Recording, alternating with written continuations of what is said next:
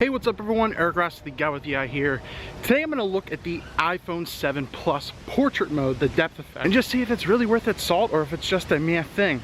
Now, a couple of the early ones I've seen, it just looks like a really bad, like, Gaussian blur going around it. So when you're watching this, the update just came out today. It's probably going to be posted tomorrow. So I'm going to go just down to a local park, which I am right now, check it out and just see if it's really worth it. And I'm going to try and test two ways. Mainly it's just going to be selfies of me because I really don't have a model right now, and it's going to be background further away and one closer, because I'm really interested to see how really it gets the outline and the shape of everything like that. So it's a bit windy, it's a bit cold, but let's just dive right into it, then we'll jump to the computer. I saw with hair, and just like pretty much any Photoshop job, it's very hard for it to segment out hair, and I don't have like long flowy hair, but let's just see how it does with a little bit more shapes and everything. But let's check it out, see how it works. So it's really bright up. I'm going to show you how it works in camera right here.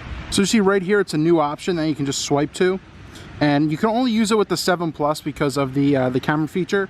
But you see it says portrait mode right there, and then it tells you if you can do it or not. It says place the subject within 8 feet, and then once you get to the certain feet, you'll be able to actually use it and then do it. But that's as simple as that. And you can use this vertical, horizontal. So my Bluetooth remote did die, so I didn't do exactly what I wanted, but I did get a couple good options of things that I wanted to do. So we'll go back to the computer in a second and check it out. But there is a couple interesting things to notate. It's essentially that you have to be within 8 feet, which is yet again says on the phone. But I found one of the biggest things you need to do is kind of have the rule of thirds grid up, and you almost have to be intersecting one of the lines with the subject, so that it actually works. The depth effect thing will turn yellow, and then that's when the effect will take place. Now, for the most part, from just looking at my phone right here, it worked pretty well. There's a couple where I did one with a leaf where you can see where it didn't fully get around it. That's one of the biggest things I wanted to check. But for a phone kind of emulating a DSLR, not saying that it is, it looks pretty good right here. But I just want to show you that you can easily tell which one it is. A, the background's a bit blurrier, but B, it'll show you on your phone which one has the depth effect. If you see right here, I'm in my camera roll, and it'll show you which one has the depth effect with the message on the top left showing that that's the real one. So we're back in Photoshop right here, and this is just some of the examples of what I took throughout the day. Just some things that we could really show some examples. So let's dive into it. One of the first ones was by accident. I don't normally post stuff like this, but it was just a picture of me that I was just testing by a window, and this is with the depth effect on. So, I mean, as you can see, it pretty much for the most part just grabbed what, you know, what it needed to. So it didn't do that bad there. Let's go to something like this. So as you see the background, it's pretty busy. This was obviously without the effect. I have my remote right here, just messing around, just different kind of things going around. But then as we have the depth effect on, you get something like this. So let's just kind of zoom in and just see what it looks like. Now, once again, it's like, as I was saying earlier, it kind of looks like a Gaussian type blur. You see a little bit of it, but for the most part, it's not awful. A little shocked because there was some people who were really saying it was very bad.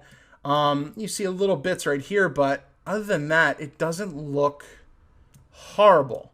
So, okay, let's go to this one right here. This was just showing another example of how it goes, just of how much the effects works. But as you see, it kind of does it in weird parts though. Like, why is some of my like beard done as well? Let's go to this one. Once again, busy scene, all the duckies and everything back there, and all the duckies are gone. Once again, zooming in. You know, like I said, it's not horrible. You can tell a little bit around here where I missed that, but besides that, it looks pretty good. But like, as I was mentioning, you have to be, because I think the rule of thirds was about right here, you have to be towards one of the rule of third lines for this to work, and that's just the way I found it. So this is even bigger scene, even, you know, and now something like this. And it didn't do a good job down here at all. As you can see right here, this is clearly sharp. But for the most part, for what it is, it got everything there. Now, this was just show another busy background. There's the depth effect right there.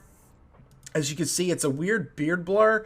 And it's kind of like the Brenizer effect in some cases with something like that. I wanted to do a little bit of product photography with my Oakley sunglasses. As you can see right there. Here you can see the before. And you can see the after. So it is weird where it does some things, but let's just keep going. There's 111. Let's go to 112. It'll flip everything over. I wanted to see what you could do on an object, as I had this lower part towards the third, obviously, and then that's what it blurred out to be. So not bad there. There's nothing really to kind of go around to show it. and it's pretty consistent throughout here. As you see, it just kind of leads down. It's not going to match DSLR quality, but it's going to be close. This is one of the most popular shots people do to show like macro and depth. So there's holding out the leaf without the effect, and then with the effect. Now, as you can see, it does an okay job, but you are getting it missing in certain places. A little soft, a little not accurate, but you know, you get a fit on screen. You might not be able to tell that well to the untrained eye. I really just wanted to kind of stress it, and then you'll see it goes out right there. So it's doing a very, very decent job. Very close background. I just saw these pumpkins on the street near where I live, and you know, this is very, you know, busy, and then you go to something like this where it actually blurs them. For the most part, even though this pumpkin looks like I had a little bit too much, it doesn't do a bad job. I would actually say I'd give it like a solid 7 or 8 out of 10. It's not perfect. It's not the best. It kind of smooths out the edges at some points, but even for something like this, it almost works perfectly. I mean, I guess we can go in and really pixel peep to see what it's doing, but it missed maybe a little bit up here. It's a little soft out there, but for everything just being simulated in the phone, it does well. So what are your thoughts? Does it look good to you? Does it look not? Now, I might post some of this on my blog, so that way you can check some of that out as well. I do blog every once in a blue moon, but I'll put up the full res examples so that way you can see them. But let me know, do you think it looks good? It doesn't matter if you're an Android or an iOS fan. Does it look good, or do you think it looks meh? But coming from a phone, in all reality, it looks pretty darn good. Just my quick thoughts on the iPhone 7 depth effect portrait bokeh blur thing. It's pretty good.